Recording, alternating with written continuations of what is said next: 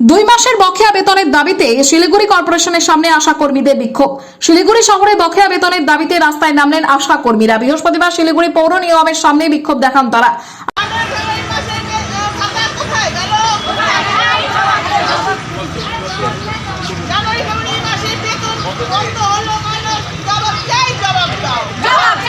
আশা কর্মীদের অভিযোগ, গত 2 মাস জানুয়ারি ও ফেব্রুয়ারি তারা বেতন মেলেনি তাদের। প্রতি মাসে সাম্মানিক পেলেও টানা 2 মাস বেতন না পাওয়ার কারণে চরম সমস্যার মুখে পড়েছেন তারা। দ্রুত বকেয়া বেতন মিটিয়ে দেওয়ার দাবিতে এদিন তারা সরব হন। বিক্ষোভকারীদের মধ্যে যুগ্ম সম্পাদক রিঙ্কু বিশ্বাস ও শান্তা গোস্বামী জানান, বারবার আবেদন জানানো সত্ত্বেও এখনো পর্যন্ত জানুয়ারি ও ফেব্রুয়ারি মাসের বেতন পাননি তারা। অবিলম্বে এই বকেয়া মিটিয়ে দেওয়ার দাবি জানান তারা। এদিকে প্রথমে বাঘাযতীন পার্ক সংলগ্ন এলাকায় জমায়েত হন আশা কর্মীরা।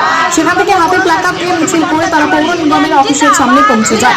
এরপর কর্পোরেশনের সামনে অবস্থান বিক্ষোভে সামিল হয়ে জোরালো স্লোগান তুলে দাবি ধরেন তুলে।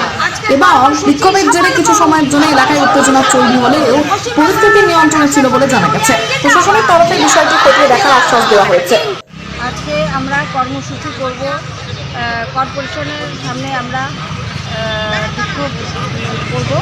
কারণ কি, আমাদের জানুয়ারি ফেব্রুয়ারি আমাদের ভাতা পাইনি।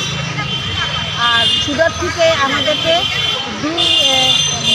2 মার্চে ওখান থেকে আমাদের অর্ডার পাঠিয়ে দিয়েছে যে আমাদের টাকা দিয়ে দেওয়া হোক। 13ই মার্চ এখনও পর্যন্ত আমরা সেই ভাতা পাইনি। সেই জন্যই আমরা আজকে বিক্ষোভ দেখাই। কত টাকা করে পান আপনারা? আমরা 5250 টাকা করে ভাতা পাই। তাই সেটা তো রাজ্য সরকার এসে আপনার কর্পোরেশনের গেটে মানে কেন ধর্মটা দেবে? যেহেতু এর আগেও আমরা মেয়র, MIC এনাদের কাছে এসেছিলাম বেশ কয়েকবার।